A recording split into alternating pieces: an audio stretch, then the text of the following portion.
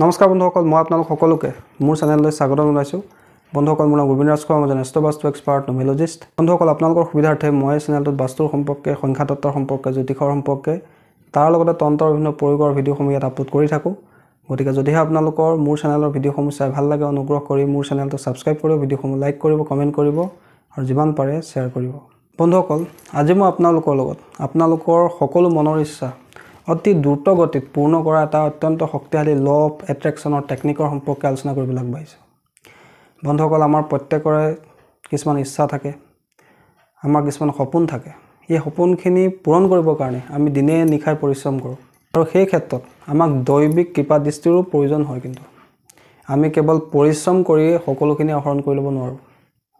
এই ক্ষেত্ৰত আমাক দৈবিক কৃপা দৃষ্টি বা ইউনিভাৰ্ছৰ সহায়ৰ প্ৰয়োজন থাকে। তাৰ কাৰণে আমি নিজৰ মনৰ ইচ্ছাখিনি পূৰ্ণ কৰিবৰ কাৰণে বিভিন্ন ধৰণৰ উপায় কৰিব পাৰোঁ। এঞ্জেল নাম্বাৰ সহায় ল'ব পাৰোঁ, মন্ত্ৰ জপ কৰিব পাৰোঁ, চুইটছৰ সহায় ল'ব পাৰোঁ, বিভিন্ন জ্যোতিষীয় উপায় কৰিব পাৰোঁ, বাস্তুৰ উপায় কৰিব পাৰোঁ।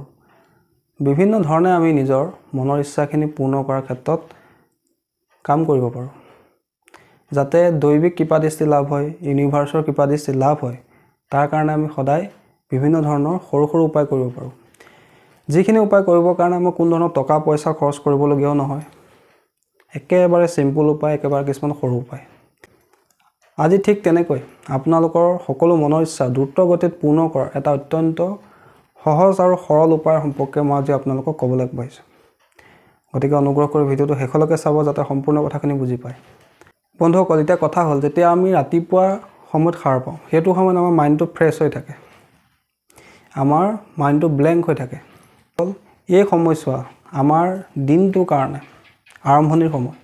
গতিকে যাতে আমাৰ দিনটোত যিখিনি আমি কাম কৰোঁ, পৰিশ্ৰম কৰোঁ, সেই ক্ষেত্ৰত যাতে আমাক ইউনিভাৰ্ছে সহায় কৰে, তাৰ কাৰণে আমি এই সময়ছোৱাত 3টা বাক্য 9 বাৰ ক'ব লাগে।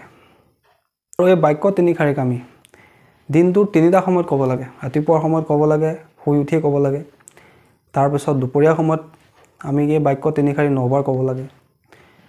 ৰাতি শোৱাৰ আগতো আমি এই বাক্য 3 শাৰী 9 বাৰ ক'ব লাগে। এইদৰে আমি দিনটোৰ 3টা সময়ত, অৰ্থাৎ ৰাতিপুৱা, দুপৰীয়া আৰু ৰাতিৰ শোৱা আগমুহূৰ্তত এই 3 শাৰী বাক্য আমি 9 বাৰ ক'ব লাগে। আৰু যদি এই প্ৰক্ৰিয়াটোকে আমি কণ্টিনিউ 55 দিন কৰোঁ, তেন্তে আপোনালোকে মন কৰিব যে আপোনালোকৰ যিবিলাক ইচ্ছা থাকিব, সেই ইচ্ছাবিলাকৰ পূৰণৰ যিখিনি বাট, সেইখিনি লাহে লাহে আপোনাৰ কাৰণে মুকলি হৈ যাব। অৰ্থাৎ আপোনাৰ ইচ্ছাবিলাক লাহে লাহে পূৰ্ণ হ'বলৈ ল'ব। আৰু এইটো এটা অত্যন্ত ট্ৰাষ্টেড আৰু অত্যন্ত পৰীক্ষিত এটা প্ৰয়োগ, ল অফ এট্ৰেকশ্যনৰ এটা প্ৰয়োগ। বন্ধুসকল, এতিয়া কথা হ'ল, আমি ৰাতিপুৱাই শুই উঠি কি 3 শাৰী বাক্য 9 বাৰ ক'ব লাগে। বন্ধুসকল, সেই বাক্যকেইশাৰী হৈছে, প্ৰথম বাক্যশাৰী হৈছে I am magnet for miracle. দ্বিতীয় শাৰী বাক্য হৈছে I am open to receive abundance. আৰু তৃতীয় শাৰী বাক্য হৈছে I am grateful and powerful.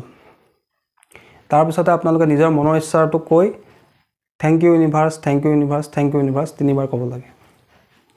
অৰ্থাৎ আপোনালোকে 3 শাৰী বাক্য ক'লে, তাৰপিছত নিজৰ ইচ্ছাটো ক'লে, তাৰপিছত আপোনালোকে thank you universe, thank you universe, thank you universe বুলি 3 বাৰ ক'লে।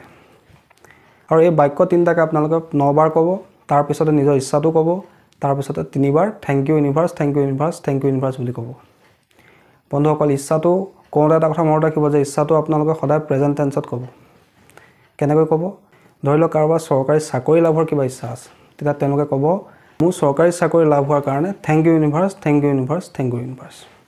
ধৰক কাৰোবাৰ টকা পইচা সমস্যা চলি আছে, ধন টকা পইচা ক'ৰবাত ফচি আছে, তেতিয়া তেওঁলোকে ক'ব যে মোৰ টকা পইচাখিনি মই ঘূৰাই পোৱাৰ কাৰণে thank you universe, thank you universe, thank you universe. অৰ্থাৎ আপুনি যিয়ে ইচ্ছা ক'ব, সেই ইচ্ছা প্ৰেজেণ্ট টেন্সত ক'ব। বন্ধুসকল, এইদৰে আপোনালোকে 3 শাৰী বাক্য 9 বাৰ ক'ব। আৰু তাৰপিছতে নিজৰ ইচ্ছাটো প্ৰেজেণ্ট টেন্সত ক'ব।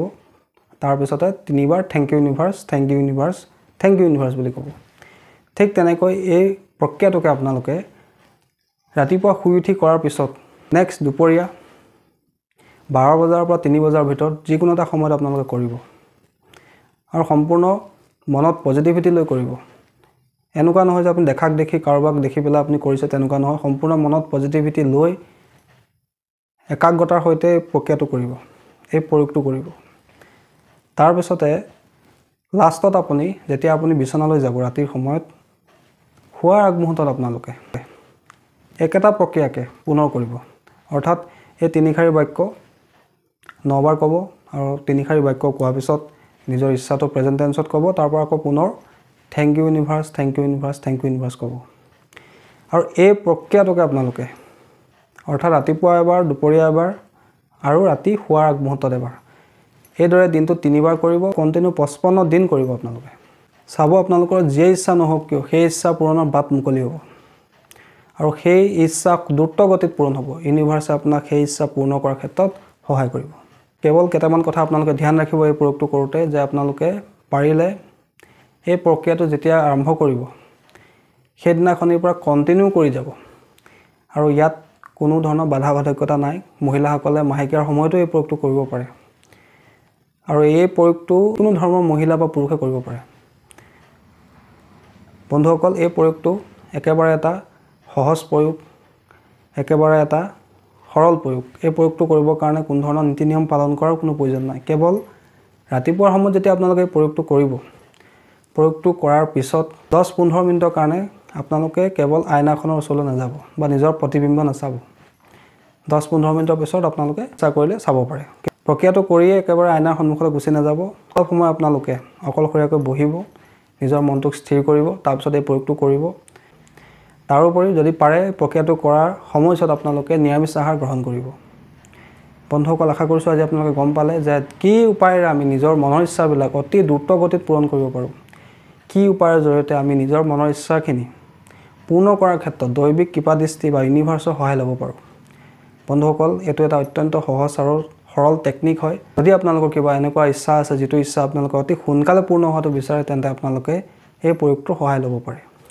বন্ধুসকল আশা কৰিছো আজি আপোনালোকৰ এই দ্ৰুত গতিত মনৰ ইচ্ছা পূৰ্ণ কৰাৰ প্ৰক্ৰিয়াটো সম্পৰ্কে ল অফ এট্ৰেকচনৰ টেকনিকটো সম্পৰ্কে জানি ভাল লাগিলে যদি ভাল লাগিলে অনুগ্ৰহ কৰি ভিডিওটো লাইক কৰি দিব কমেন্ট কৰিব আৰু মোৰ চেনেলটো সাবস্ক্ৰাইব কৰিব ধন্যবাদ